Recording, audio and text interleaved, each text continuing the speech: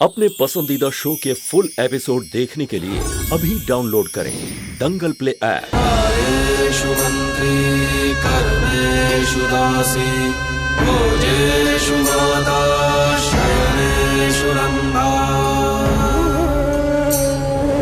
हरकुल क्षमा धारित्री सद्गुणयुक्ता प्रिया धर्मपत्नी।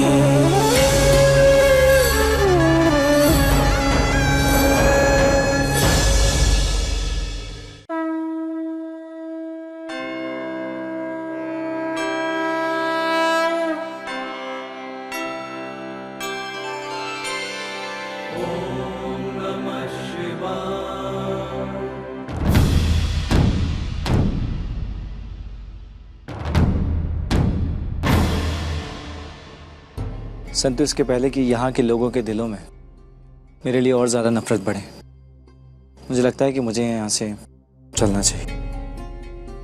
मैं जाता हूँ संतु, अपना ध्यान रखना।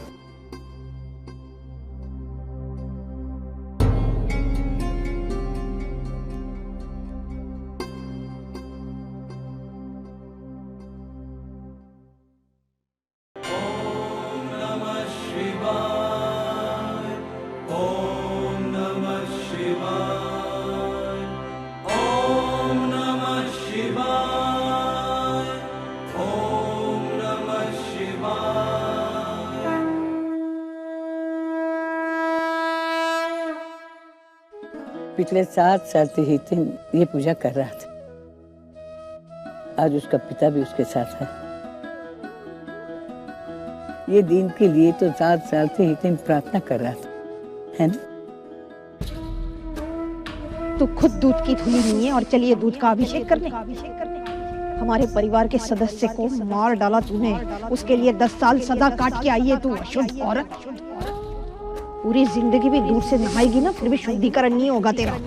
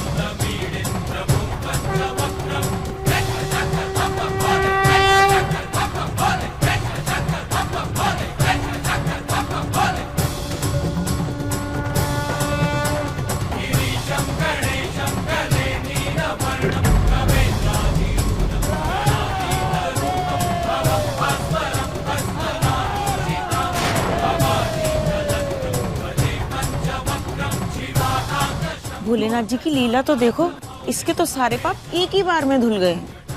शिव जी के साथ साथ एक जीते जागते मनुष्य का अभिषेक हो रहा है। ये तो एक चमत्कार ही है ना।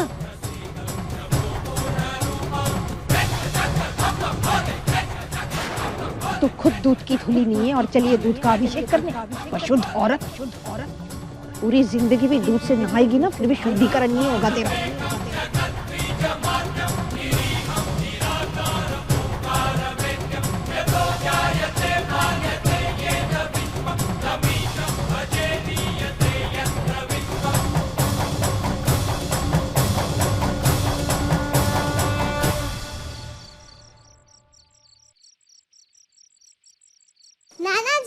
नाना जी। हाँ बेटा। मंदिर से आके हुए 1 घंटा हो गया और मेरे दिमाग में एक ही बात चल रही है। क्या? मंदिर में शिव जी का अभिषेक हुआ और आप कहते हैं अभिषेक सिर्फ भगवान का होता है, तो क्या नानी भी भगवान है? तो नानी पे भी दूध गिरा ना? ना दिख रहा ना। इंसान और भगवान में बहुत फर्क होता है। इंसान सहन करना जानता है भगवान नहीं, तेरी संतो नानी के साथ जो हुआ वो एक अजीब सा संयोग था। पर सच तो ये है कि पाप शायद ऐसे ही धुलते होंगे।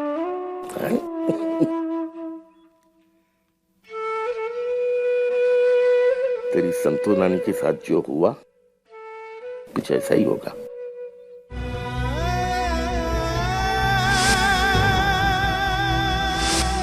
ये पावर ऑफ अटॉर्नी के पेपर्स जो खुद मालिक ने ही मुझे दिए थे। इस घर में मैं पल दो पल के लिए हमेशा के लिए आई इस अधिकार से। मैंने जो गलती की है मैंने उसका दंड भुगता है। 10 साल जेल में बिताए मैंने, तो फिर क्यों नहीं आ सकती मैं इस घर में? इस घर पे मेरा भी अधिकार है।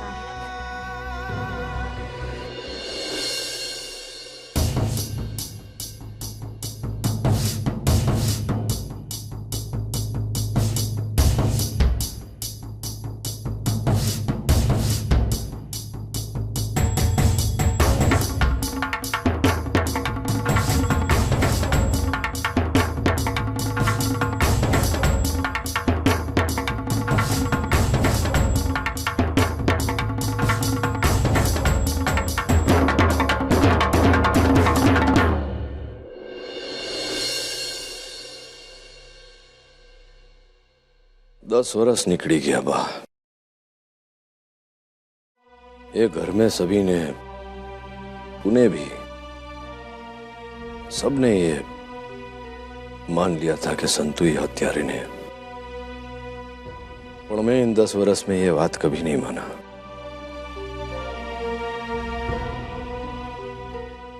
अपने संबंधों को त्याग के दुविधा में जीता रहा। हाँ, उसके विरुद्ध प्रमाण थे, साक्षी थे, पर तो मैं ये माना नहीं कि हत्यारिन हुआ है। कैसे हो सकता है? तू एक बार विचारी जोबा कि जो स्त्री किसी और का भला करने के लिए अपने आप को मातृत्व से दूर रखे, क्या वो किसी की हत्या कर सकती है? नहीं बा, मन तक तो यही सब विचार में मैंने उससे संबंध तोड़ा। मैंने किसी के साथ अन्याय ना करूं એટલે सबके साथ संबंध तोड़ा मैंने। बड़ा હવે મને લાગે છે कि ये मेरी भूल थी। मुझे जानने में पहचानने में भूल हुई। હવે આવી है ना 10 वर्ष પછી घर में वकील को लेके अपना हक मांगने है। इन्हें खबर पण नहीं कि क्या उसका है, क्या उसको मांगना चाहिए। बिना मांगे मिल जाता उसको सब, पर नहीं, वकील लेके आ गई मेरे घर में। भूल हुई मुझसे पहचानने में। अबे तू देखना मैं क्या करता हूं। शुक्र है मैं इतनी गंभीर बात कर रहा हूं ना, तो हंस रही है। आज मैं बहुत खुश हूँ बेटा। आज इस घर में सिर्फ संतु वापस नहीं आई, मेरा धर्मराज वापस आया है।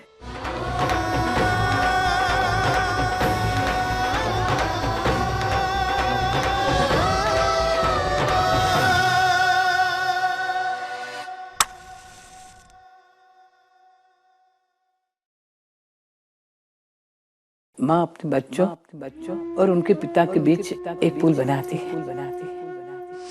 ऐसा पुल जो उनको एक डोर में बांधता है।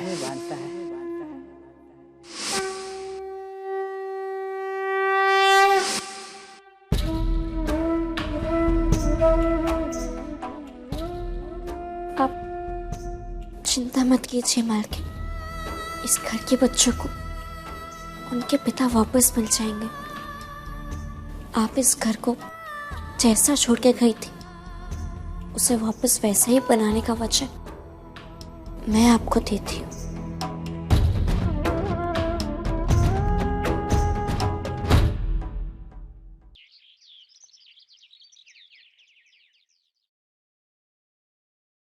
पता है मम्मी, मैंने नानी को तो पहले ही देख लिया था।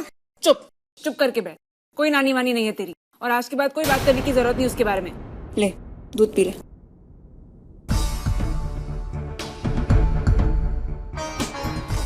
अरे नानी, नानी नानी नानी नानी देखो ना, मम्मी मुझे कितना डांट रही है।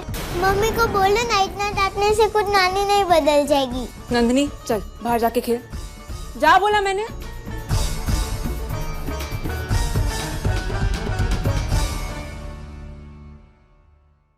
शशांक ने ठीक ही कहा था। कहना क्या चाहती हो तुम, और किससे पूछकर यहाँ पर आई?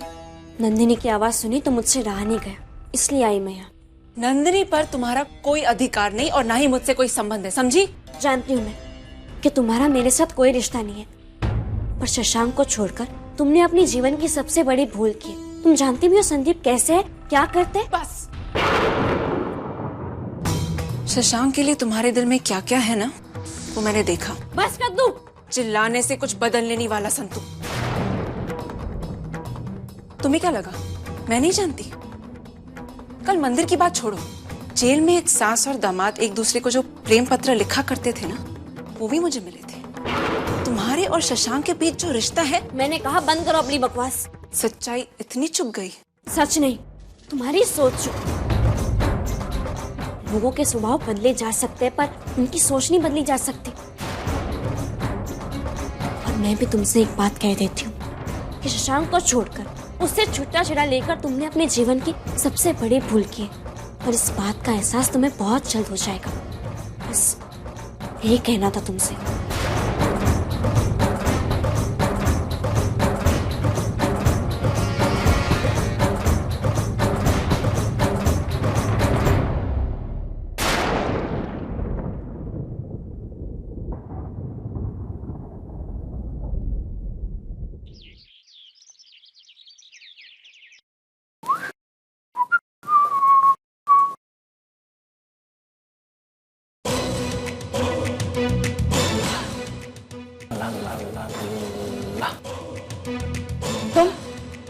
तुम यहाँ क्या कर रहे हो? तुम्हें एक बार कह दिया, बात समझ में नहीं आती। मुझे तुमसे मिलने में या बात करने में कोई इंटरेस्ट नहीं है। You understand? इंटरेस्ट नहीं है। जानता हूँ। तुम सबसे ये कहने वाली थी ना कि तुम मुझसे शादी नहीं करना चाहती। 100%। 1000%। मैं तुमसे एक बात बताना तो भूल ही गया। इनफैक्ट मैं सबसे कहने वाला हूँ कि मैं तुम जैसी लड़की से शादी नहीं करना चाहता। मैं जब तुमसे मिला था तो मुझे ऐसा लगा था कि तुम ही वो लड़की हो जिसके साथ मैं अपनी पूरी जिंदगी बिताना चाहता हूँ। तुम ही हो जो सिर्फ और सिर्फ मेरे लिए बनी हो। You know, my kind. But I was wrong. सही बात तो यह कि तुम जैसी लड़की की मैं कभी इज्जत कर ही नहीं सकता। जानती हो क्यों? क्योंकि तुम मेरे लायक ही नहीं हो, और इज्जत करना तो बहुत दूर की बात।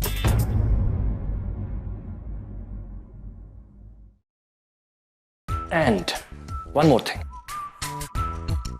मैं यहां तुमसे मिलने नहीं आया हूं, बल्कि मूंगी से मिलने आया हूं। क्या मैं जाऊं?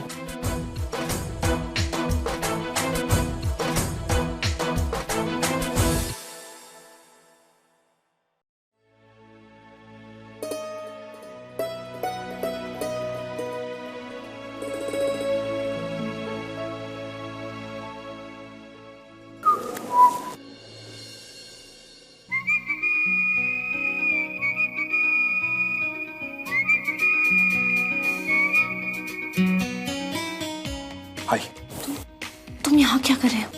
अगर बिरवा मैम ने देख लिया तो? अरे मैं तो सिर्फ ये बोलने आया था कि आज रात में तुम मुझसे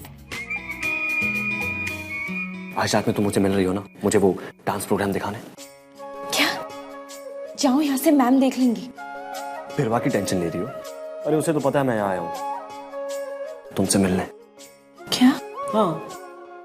पर फिर भी जाओ यहाँ से। मैं नहीं चाहती हूँ कि वो तुम्हें मेरे साथ देखे। तो तुम आ रही हो ना मुझसे मिलने? नहीं, मैं तुमसे नहीं मिल सकती।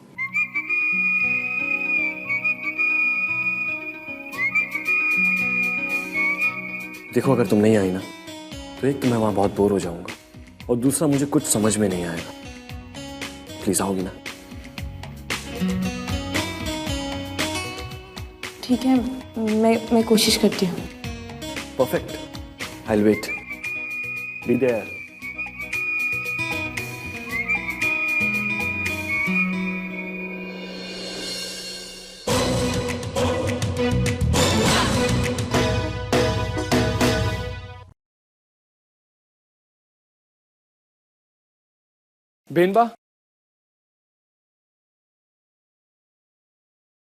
बेनबा, मुझे कुछ 2 लाख रुपयों की जरूरत है, अगर आप मुझे दे सकती हैं तो। हाँ हाँ, क्यों नहीं। पर आपका पहले का हिसाब भी बाकी है। हाँ बेनबा, मुझे सब याद है, मैं एक साथ में आपका सारा हिसाब कर दूंगा। ठीक है, मैं अभी लाई, तुम यहीं रुको। जी।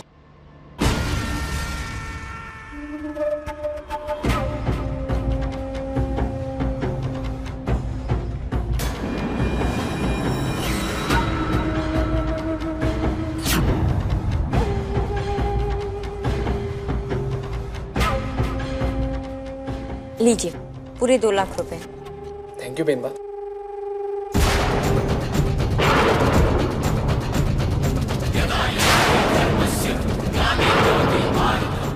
किस अधिकार से रुपये दिए जा रहे हैं?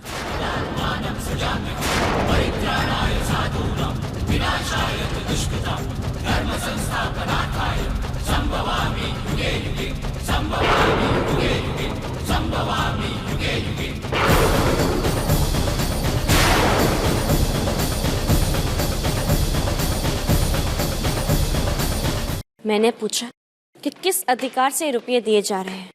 संदीप भाई इस घर के जमाई है संतू। मैं जानती हूँ कि तुम इस घर की बड़ी बहू हो, पर इस वक्त एक सास और बहू बात कर रहे हैं। तुम अगर बीच में ना ही पड़ो तो अच्छा होगा।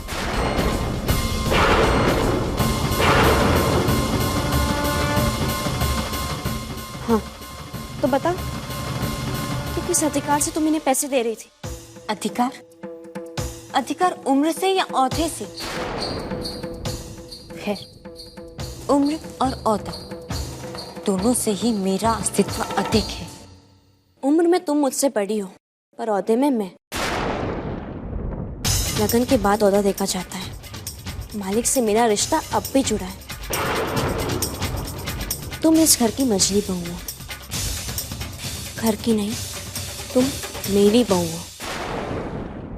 मैं मालिक की पत्नी संतू मायावंशी, इस घर की मालकिन। मुझे हिसाब चाहिए। चोपड़ा देखने के बाद मुझे ये पता चला कि 50 लाख रुपयों का हिसाब अब तक बाकी है।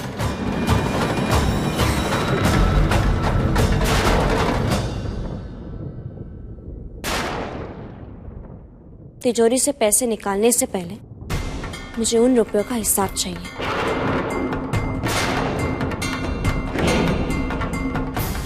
मैं आप लोगों को कल तक का समय देती हूँ, नहीं तो मुझे पूरा अधिकार है उस तिजोरी को ताला लगाने।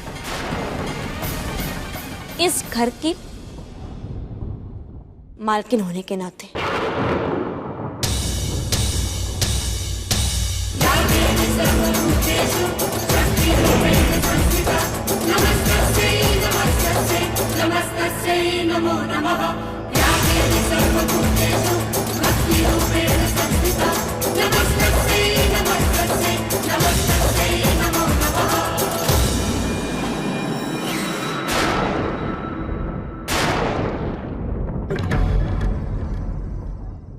एक भटकी हुई हवा का झोंका है ये,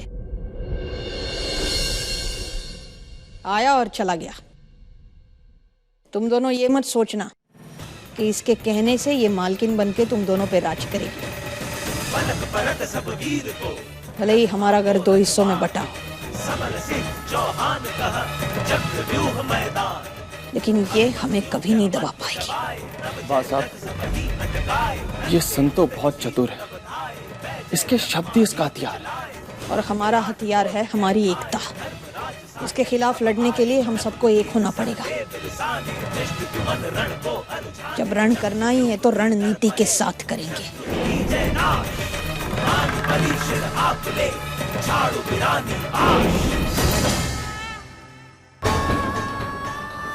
आप इस घर को जैसा छोड़ के गई थी उसे वापस वैसा ही बनाने का वचन मैं आपको देती हूँ।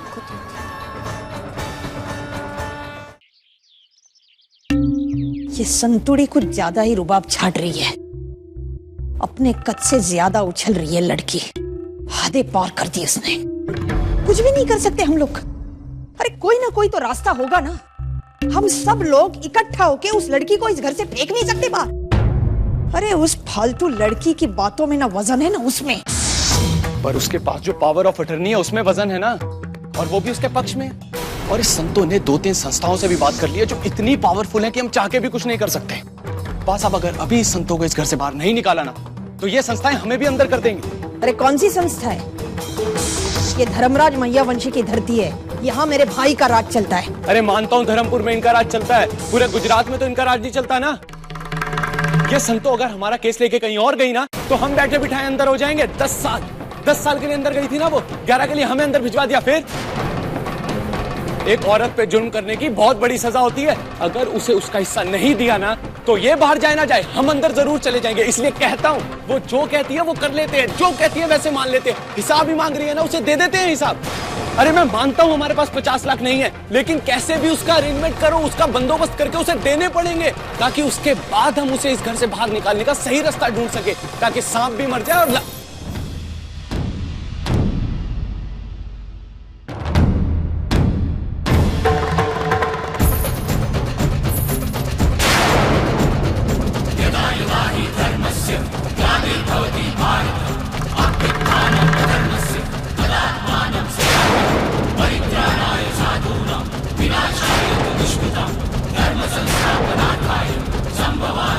मुझे पता है कि इस वक्त आप लोग क्या सोच रहे हैं। मैं गांव की हूं, इसका मतलब ये नहीं कि कुछ समझती नहीं। मुझे पता है कि आप लोग सोच रहे हैं कि मुझे इस घर से कैसे निकाला जाए। किसी दरोगा या वकील का इंतजार कर रहे होंगे, पर इस वक्त जो मेरे साथ वकील आए हैं एक बार उनकी बात भी सुन लीजिए।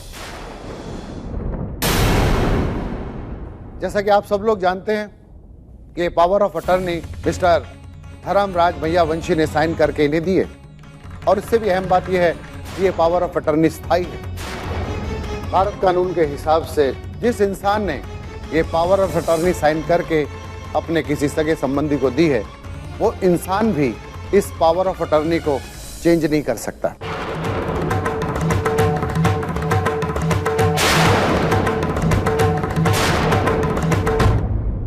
लिहाजा मिसेस संतो मैया वंशी इस घर और इस घर की चल अचल संपत्ति पे पूरा अधिकार रखती हैं।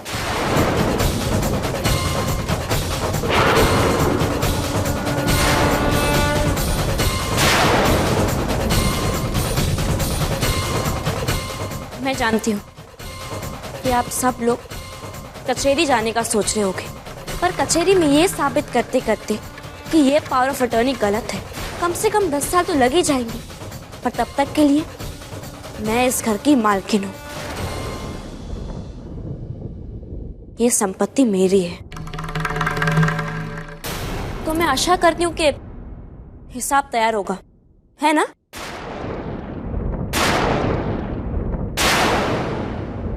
हाँ, 2 लाख है मेरे पास, दे देती हूँ।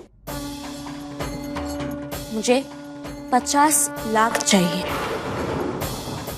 जो भी हो, 2.5 लाख रुपए मैं दूंगा, लेकिन इस परिवार के किसी भी सदस्य के बारे में तुम कुछ गलत मत बोलो।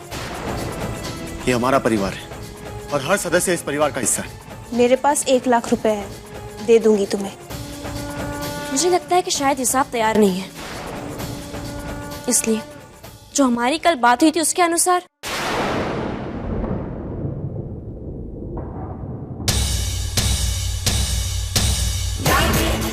चाबी चाबी दो बहना।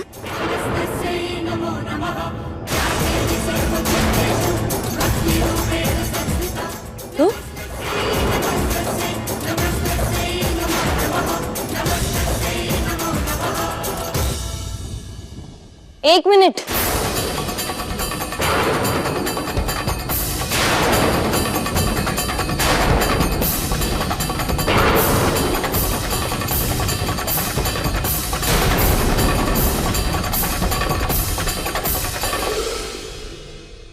तुम यहाँ क्यों आई वीरवा? क्योंकि मेरी माँ यहाँ है। मैं और सहन नहीं कर सकती माँ। तुमने मेरा इल्जाम अपने सर ले लिया। मुझे सजा ना मिले इसलिए तुमसे आंखों के पीछे सब सहन कर सकती हूँ, और घर वाले तुमसे नफरत करेंगे मैं नहीं सहन कर सकती। इतना बड़ा बलिदान क्यों माँ? तुमने तो मुझे जन्म भी नहीं दिया है।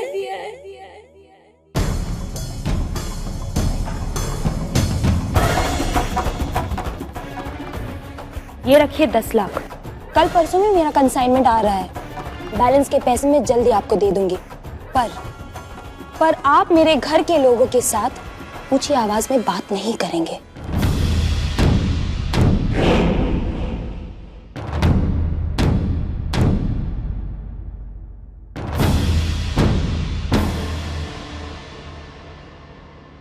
आपका हिसाब चुकता हो जाएगा। और ये चाबी खेमी भाभी के पास ही रहेगी। नहीं, ये चाबी मेरे पास रहेगी।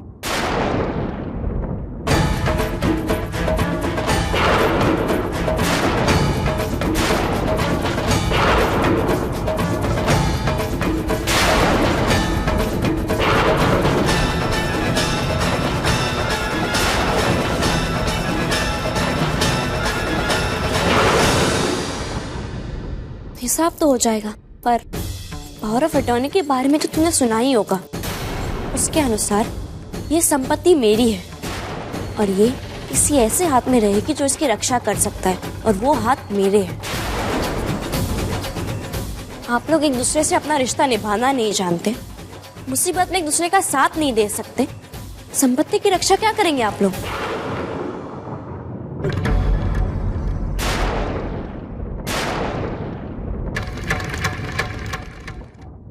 यहाँ आने के लिए धन्यवाद वकील साहब। जय श्री कृष्ण।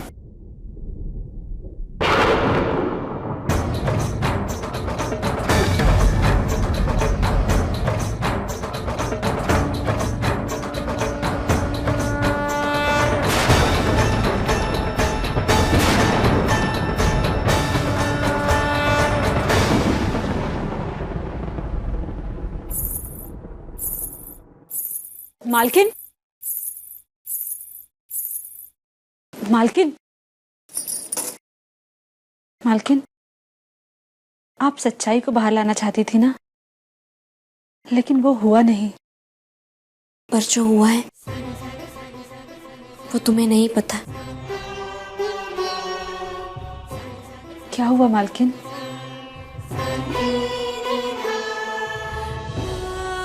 ये चाबी, ये सब छोटी बात है। जो मेरा लक्ष्य है वो तुम नहीं देख पा रही हो, पर मैं देख सकती हूँ। वो देखो,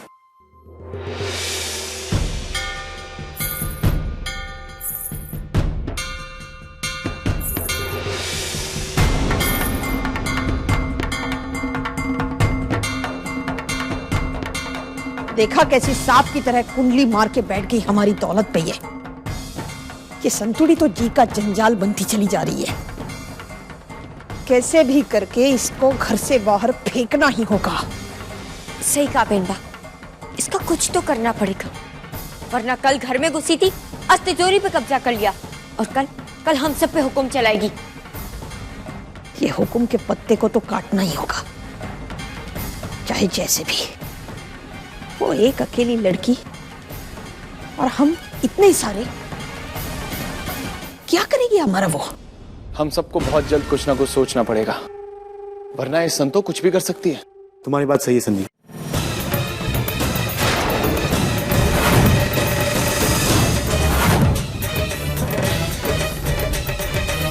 लेकिन वो कुछ करे उससे पहले हम सबको मिलकर कोई ना कोई रास्ता तो ढूंढना ही होगा। ऐसे ही नहीं बैठ सकते हम। ये लकीर, घर के बीचों बीच खींची गई ये लक्ष्मण रेखा, इन 10 सालों में किसी ने भी ये रेखा अपनी मर्जी अपनी खुशी से पार नहीं की होगी, पर आज ये लोग मेरा विरोध कर रहे हैं और उसी कारण ही सही ये लोग एक साथ खड़े हैं, एक साथ। बस ये तो शुरुआत है।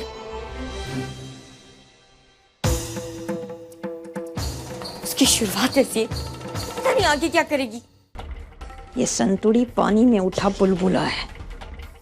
आज जैसे उठी है ना, वैसे कल फूट जाएगी बुलबुले की तरह। ये कभी अपने इशारों पे हमें नहीं नचा सकती, जैसे ये मदारी हो और हम सब लोग बंदर। मुझे तो बहुत गुस्सा आ रहा है। मैं उस संतू को कभी नहीं छोड़ूंगी। एक तो उसने मेरे पति की हत्या की और अब इस घर में बाधा डालने आई है। जब से इस संतुड़ी ने चाबी छीनी है ना, तब से एक ही बात मेरे दिमाग में घूम रही है, इस संतुड़ी का तोड़ कैसे निकाला जाए।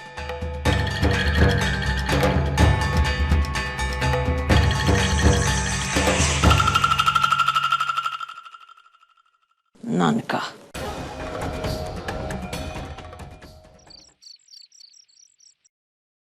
चंपाकली, इधर का भी खाना लगाना। हाँ जी, अभी लाती हूँ। रसोई अलग हो गई, खाना अलग हो गया, लेकिन रोज रोज इस डाइनिंग टेबल पर साथ बैठ के खाने की सजा न जाने कब खत्म होगी।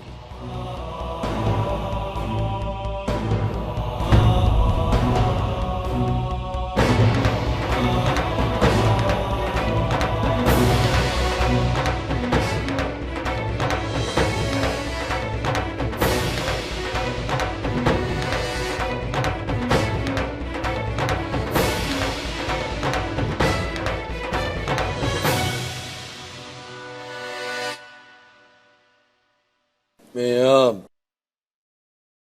सबके साथ भोजन करने आया।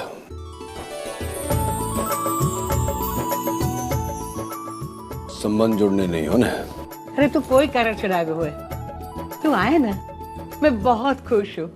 चलो वे पड़ोस ने। खेमी, जरा तिजोरी की चाबी तो देना।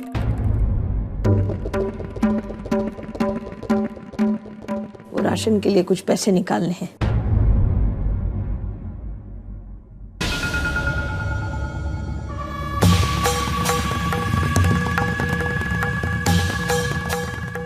अरे हाँ, मैं तो भूल ही गई, चाबी अब तेरे पास नहीं होती ना, संतुड़ी के पास होती है। चाबी उसके पास? हाँ नानका, अब क्या करे, तूने तो उसे पावर ऑफ अटर्नी दे दी ना। आज तो उसका वकील भी आया था यहाँ, हिसाब किताब भी मांगा उसने आज। हिसाब निकाल रही है सबका, घर के हर सदस्य पे वो शक कर रही है। कहती है हम सब लोग पानी की तरह पैसा बहाते हैं, ठीक मांगने में शर्म आती होगी, तो ये अच्छा रास्ता है ना, हिसाब किताब मांग लो, पैसे मांगने के बराबर ही है। कहाँ है वो रही।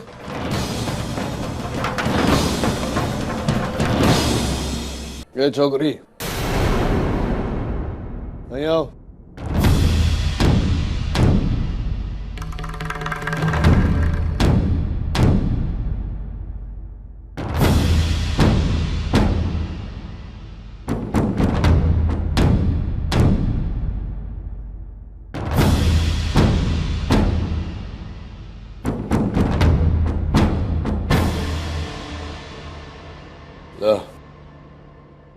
तिजोरी की चाबी दे मुझे। आपको कितने पैसे चाहिए?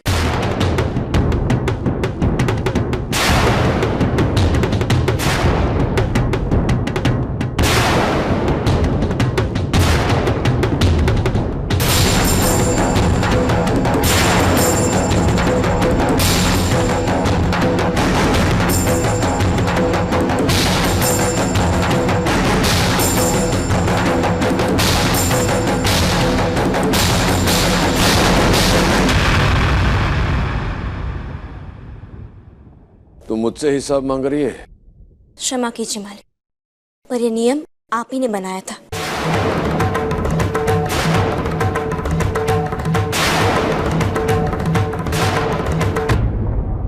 कि तिजोरी की चाबी जिसके पास होगी उसे हिसाब मांगना होगा, अधिकार और जिम्मेदारी से। हाँ, मैंने ये बात बोली थी, बीजी घणी बात बोली थी, पर तुझे फक्त ये याद रहा कि तिजोरी और उसके अंदर रखे गए रुपये कैसे संभालते हैं। तिजोरी की चाबी तेरे पास है, इसका ये अर्थ नहीं कि मैं तुझे हिसाब दूंगा, समझी? देना होगा, और घर के बाकी सदस्यों को भी।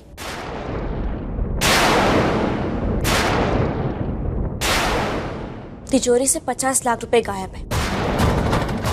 आप अपने बच्चों से नहीं पूछते क्योंकि आपको परवाह नहीं है, पर अब ये चाबियां मेरे पास है और मुझे परवाह है। ये 3 भाई ने 15 लाख रुपए लिए हैं और संदीप भाई और मौलिक ने 35 लाख रुपए। आप मुझे बता दीजिए कि इन्होंने ये पैसे क्यों लिए। तो आप जितने पैसे मांगेंगे मैं आपको दे दूंगी, नहीं रोकूंगी मैं आपको। तुझे संदेह होगा मेरे संतान पर मुझे नहीं, क्योंकि मुझे विश्वास है कि अगर इन्होंने तिजोरी में से रुपये निकाले हैं तो कोई उचित कारण के लिए निकाला होगा। हिसाब चाहिए ना तुझे? ये दिख रहा तेरा हिसाब। आपने मैंने संतों को हिसाब देना जरूरी नहीं समझा, लेकिन आपको हिसाब दूंगा पापा। मैंने उन 15 लाख में से 8 लाख गांव वालों के लिए खर्च किया, समूह लगन के लिए। बाकी के 2 लाख उन गरीबों को दिए जिनके यहाँ इस बार अच्छी फसल नहीं हुई थी पापा, और बाकी के 5 लाख उन गरीब किसानों के खेत में ट्यूबवेल्स लगाने के लिए दिए। मिल गया ना हिसाब?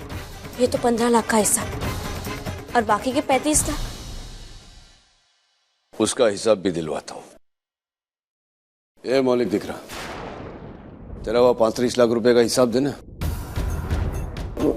मामा वो पापा पैसे तो हमने, मामा वो हिसाब हम आपको कुछ दिन में दे देंगे। लेकिन मौलिक इतने सारे पैसों का क्या किया, बस ये बता दो अभी। अगर ये दोनों ये बता दे कि इन्होंने पैसे किसी उचित कारण के लिए लिए थे तो मैं चाबियां लौटा दूंगी आपको। दिख रहा, बोलने 35 लाख रुपए का क्या किया है, बोलने।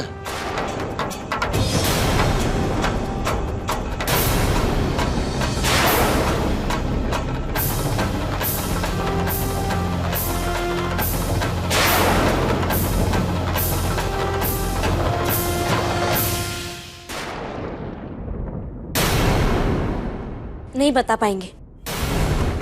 मैंने हिसाब मांगा, ये मेरी गलती थी, पर ये हिसाब नहीं दे पा रहे, ये किसकी गलती है?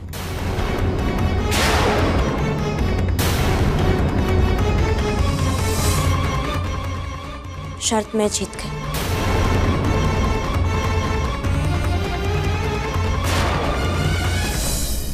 पर ये चाबियां आप रख सकते हैं।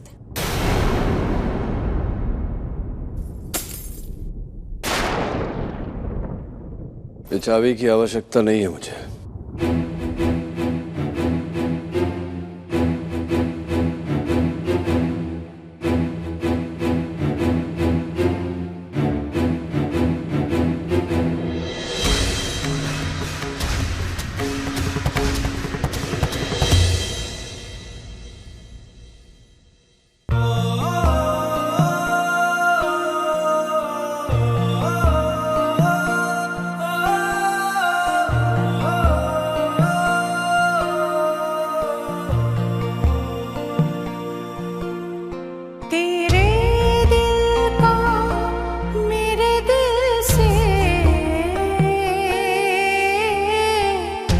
मुझे माफ करना मालिक, पर मेरा ये करना बहुत जरूरी था। अगर इस घर को जोड़ने की कीमत आपने मेरे प्रति नफरत है तो ये कीमत भी मुझे मंजूर है, लेकिन मालकिन से किया वादा कि ये घर फिर से एक हो जाए, उस वादे को मैं जरूर पूरा करूंगी।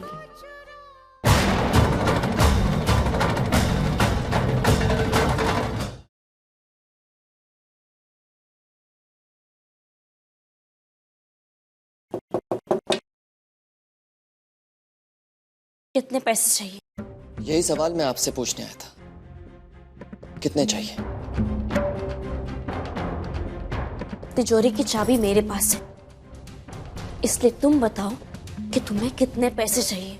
पर कंपनी जो मेरे नाम में है वो मेरे हाथ में।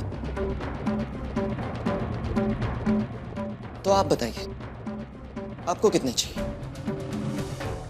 मतलब? मेरे घर में आके मेरे ही पिता के साथ झगड़ा करना, सबके अंदर इतना दुख पैदा करना, ये सब आप पैसों के लिए कर रही है ना? 10 साल पहले आप जब ये घर छोड़ के गई थी तो मुझे समझ में नहीं आया था कि आप क्यों गई थी। मुझे नहीं पता था कि मेरी माँ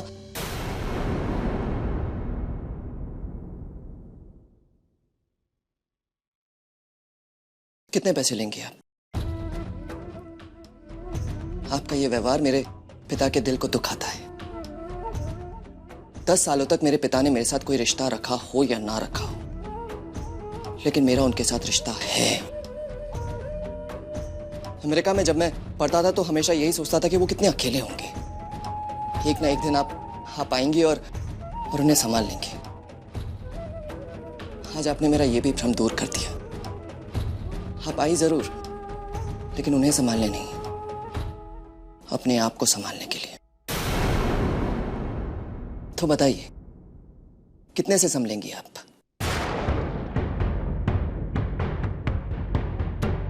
ये देखिए, ये देखिए, ये कंपनीज, ये सब कुछ मेरे नाम पे।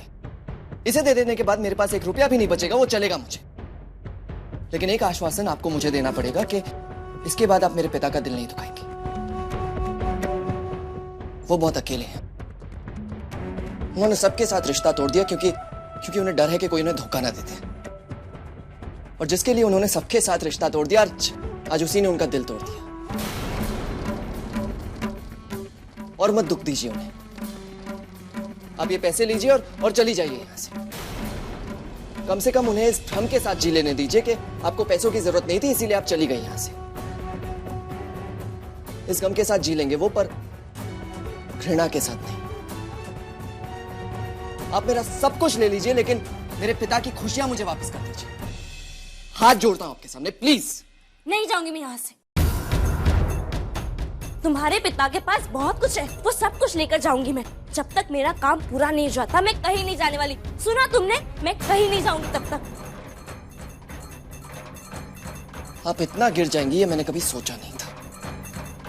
पहले आपके सामने नजरें झुकाता था आदर से, लेकिन आज शर्म से सर झुकता है क्योंकि शर्मिंदगी महसूस होती है कि एक वक्त था मैं आपको मां बुलाता था।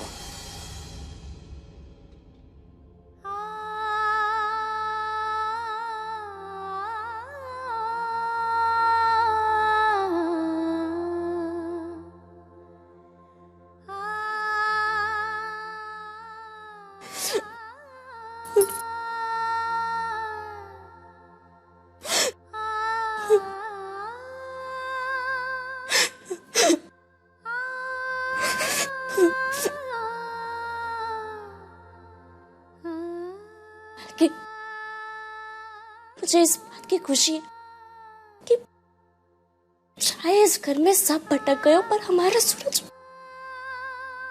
सूरज नहीं भटका। कहते हैं ना, सूरज सबको राह दिखाता है। हमारा सूरज भी ऐसा ही है। चाहे सब भटक गए हो, पर हमारा सूरज उन सबको राह दिखाएगा। मैं चाहे इस घर में रहूं या ना रहूं, पर हमारा सूरज अपने पिता का, अपने भाई बहनों का जरूर ध्यान रखेगा। मुझे पूरा विश्वास है अपने सूरज पर।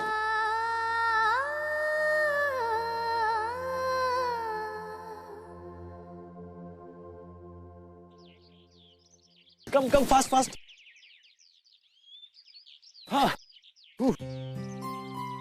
हाय। अरे हाँ। आप यहाँ? हाँ, जॉगिंग। यहाँ? हाँ, क्यों? यहाँ कोई पार्क है? नहीं। कोई जॉगिंग ट्रैक है? नहीं। कोई ऐसा क्लब है जहाँ मैं जॉग कर सकता हूँ? नहीं ना, तो यही जॉग करनी पड़ेगी ना। कितनी बार जॉग करते वक्त मुझे ऐसा लगा कि मेरे पैर में कीचड़ है, लेकिन देखने के बाद मुझे पता चला कि वो कीचड़ नहीं, वो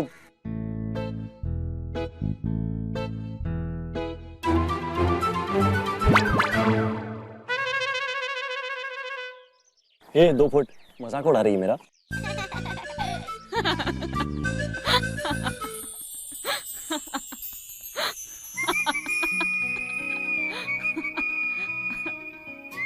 You know what? तुम हंसते बहुत अच्छा हो। अरे मुझे तो ऑफिस जाना है, मैं जाती हूँ। अरे एक मिनट, अरे अरे सुनो, अरे एक मिनट, अरे मैंने तो सिर्फ इतना कहा कि तुम्हारी हंसी बहुत अच्छी है। तुम कह रही हो तुम्हें काम पे जाना है। नहीं, मुझे देर हो रही है। लेकिन मैंने ऐसा क्या कह दिया? कुछ नहीं, वो बिरवा मैम ऑफिस में इंतजार कर रही है ना, इसीलिए। अरे मैंने ऐसा क्या कह दिया कि तुम्हें बिरवा मैम की याद आ गई? पता नहीं, पर जब भी मैं आपको देखती हूँ ना, मुझे बिरवा मैम की याद आ जाती है। What? मैं तुम्हें खूबसूरत दिखता हूँ? पता है, मुझे कभी कभी ऐसा लगता है कि तुम्हारी बिरवा मैम फोन लेके ही पैदा हुई है। दिन भर फोन पे काएं करती रहती है। और तुमने ऐसा क्यों कहा कि मुझे देखकर बिरवा की याद आती है? ऐसा तुम कैसे कह सकते हो? वो आप उनके दोस्त है ना, मेरा मतलब आप उन्हें देखने आए हैं ना, इसीलिए। अरे मुझे बहुत देर हो रही है, मैं जाती हूँ, ठीक है?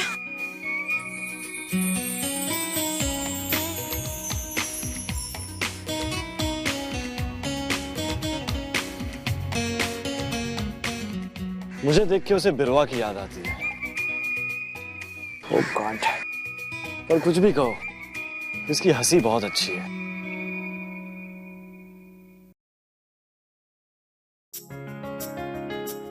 What? अब चले, वरना तो ढूंढते ही रह जाओगे। चल मेरी माँ।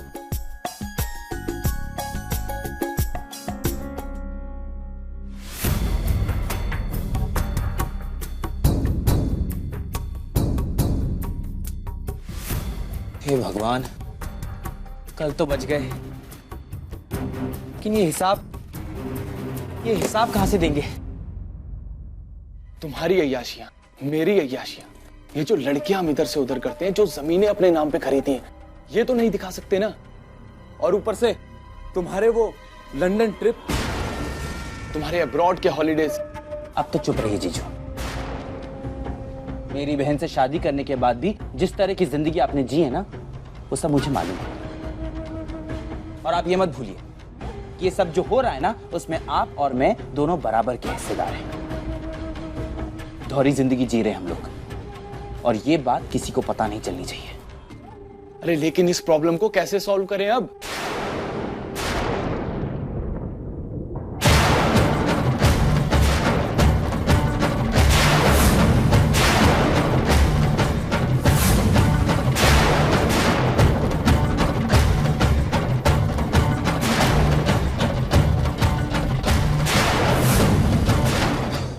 ये क्या प्रॉब्लम के बारे में बात कर रहे हो? अरे कुछ तो बोलो। कहीं तुम दोनों ऐसा तो कुछ काम नहीं कर रहे हो ना कि जिससे घर के पैसों को नुकसान हो? नहीं बा साहब, ऐसा कुछ नहीं है। वो तो बिजनेस चलाने के लिए हमें पैसा खिलाना पड़ता है ना, और उसका कोई हिसाब तो होता नहीं है। इसीलिए हम तो उसी प्रॉब्लम को सॉल्व करने की बात कर रहे थे। अब आप ही बताइए ना माँ, अब इन सारी बातों का हिसाब हम कैसे दे सकते हैं? ऐसी बात है तो मैं नानका से बात करूंगी, तू चिंता मत कर भोला।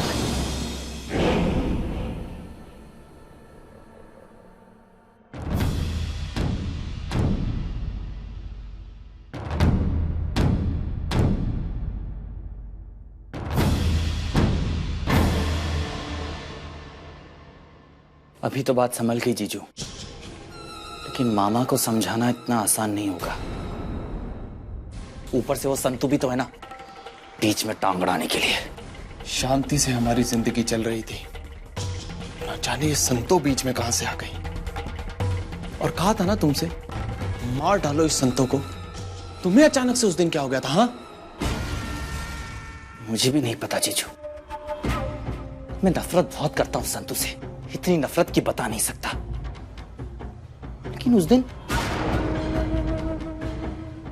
पता नहीं उस पे हाथ ही नहीं उठा पाया।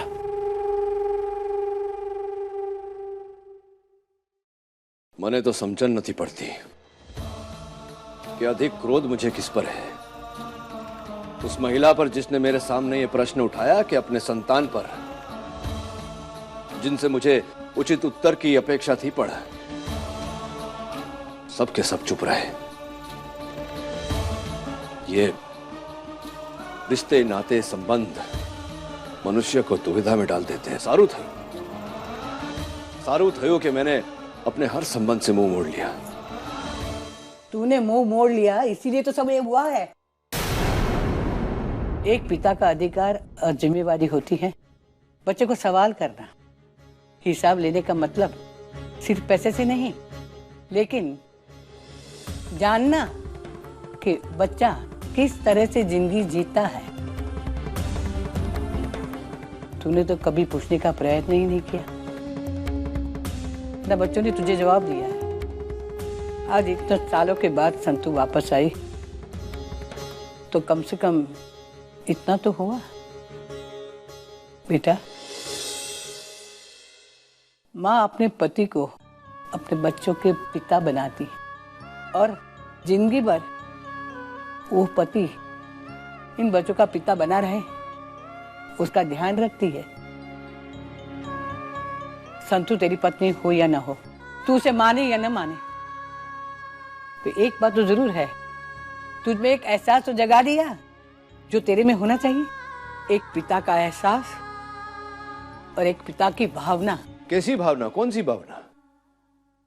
10 वर्ष से मैं ये दुविधा में हूं कि वो संतू जिसने ये घर में आकर इस घर को बांधा, मेरे परिवार को बांधा, मेरे संतान को बांधा, मेरे संतान को स्नेह दिया, उनकी मां बनी, उसके साथ मैंने संबंध तोड़ के उचित किया कि अनुचित। मैंने ये घर में आने के बाद उसने जो किया ना, उसने स्वयं मेरे प्रश्न का उत्तर दिया है, मेरी दुविधा का समाधान दिया है कि उसके साथ संबंध तोड़ के बरोबर किया मैं। ये बार वो मेरे बच्चों की ढाल बन के नहीं, पर तलवार बन के आई है। હવે भावना नहीं भा, उसके विरुद्ध जाऊंगा मैं, क्योंकि अपनी संतान को बचाने के लिए मुझे उनके सामने उनकी ढाल बननी पड़ेगी। करिश्मा, तू जो जे मैं करूंगा, पर एक बात हो,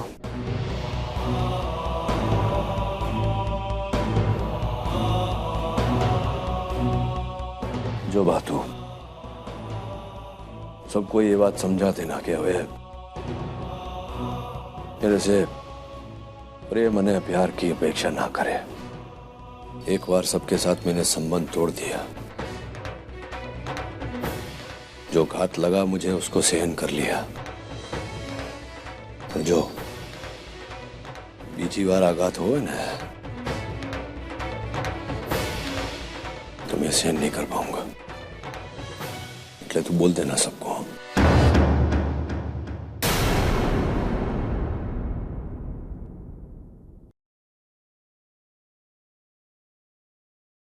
अच्छा हुआ हितेन की कल रात को ही तुमने संतू को सारा हिसाब दे दिया।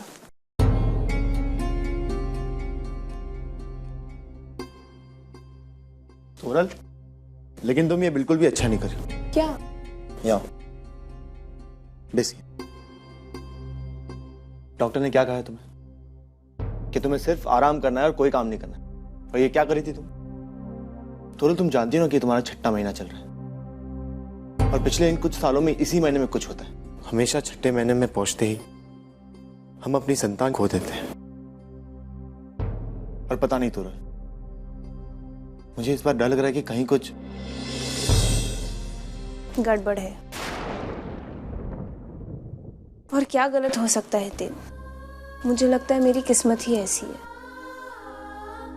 लगता है मेरी किस्मत में ही नहीं लिखा। ऐसा कुछ भी नहीं है तोरल, इस साल ऐसा कुछ भी नहीं होगा।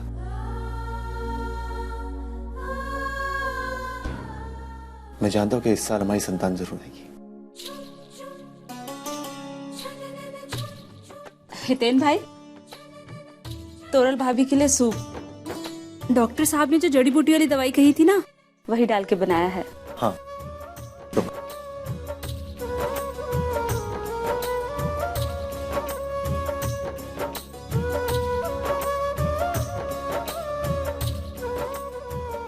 लाओ। नहीं, आज ये सूप मैं तुम्हें खुद पिलाऊंगा। ओके।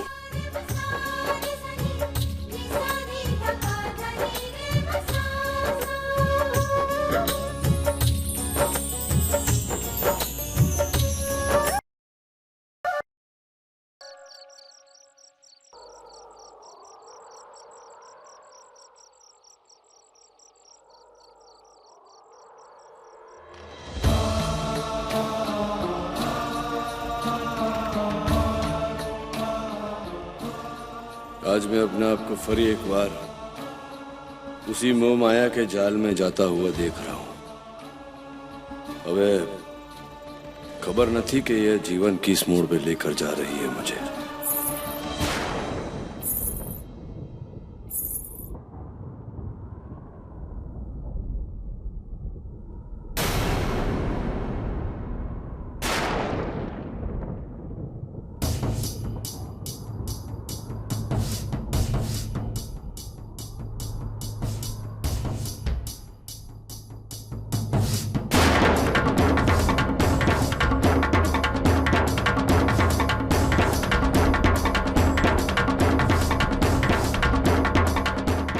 मैंने तुझे यहाँ आने से ना पाड़ी थी ने, कुछ शुका मावी तो चल जा। मैं चली जाऊंगी, पर मैं आपके लिए चाय लाई थी। मुझे आपसे कुछ जरूरी बात करनी है।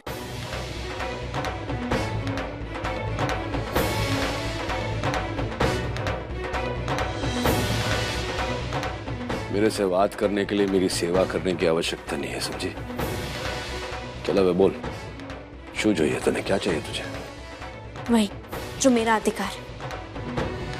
मैं तेरे से निराश हूं, क्योंकि आज तेरे कारण मुझे अपने आप पे और अपने परिवार पर विश्वास करना पड़ा। कितनी दुख की बात है, आपको इस परिवार पर विश्वास है मेरे कारण। इसका मतलब ये कि आपका विश्वास मेरे तक ही कायम है। मुझे तो इस परिवार पर विश्वास ही नहीं है। जैसा तू विचारती है ना, वैसा नहीं है। फक्त इतनी बात है कि अगर तू मेरे परिवार के विरुद्ध कुछ करेगी ना, तो मैं लड़ूंगा उनके लिए। सच में? आप क्यों करेंगे ऐसा? आपने तो कहा कि आपका किसी के साथ कोई संबंध नहीं है। हाँ, बोला था, मैंने बराबर बोला था। आज भी मेरा किसी के साथ कोई संबंध नहीं। तो फिर आप मेरे लिए क्रोध क्यों महसूस कर रहे हैं? क्रोध नहीं, निराशा। क्रोध और निराशा में बहुत अंतर होता है, समझी मेरी बात? तो एक बात याद रख जे,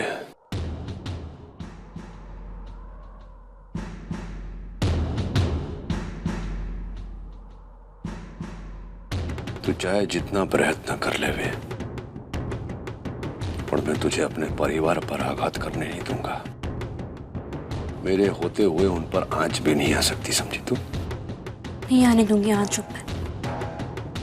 नहीं पहुंचाऊंगी मैं उन्हें कोई दुख की जिंदगी में खराब नहीं करूंगी। नहीं करूंगी मैं आपकी जैसे।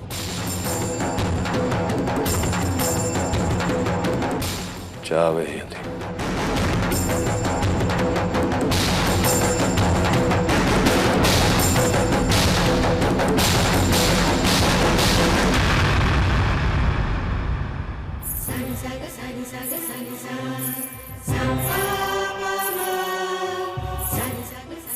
क्षमा कीजिए मालिक, पर आज आपकी आंखों में मैंने अपने लिए नफरत देखी, पर अपनों के लिए प्यार। मेरे लिए इतना ही काफी है।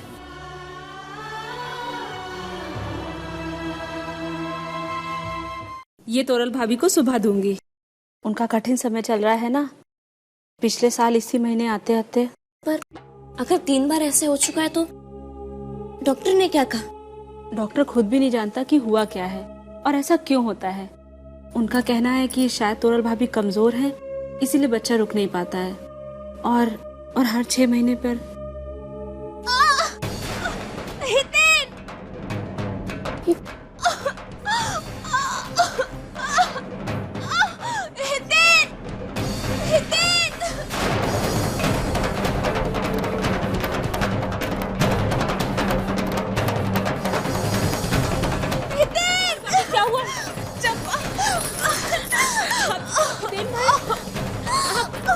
संभालिए अपने आप को। मैं हितेन भाई को बुलाती हूँ।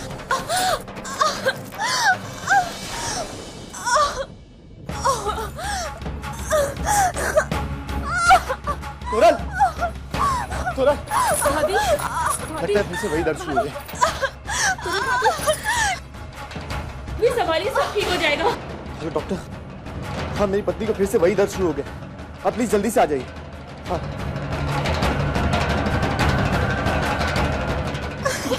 उसने मैं लेटा दिया। कुछ नहीं होगा।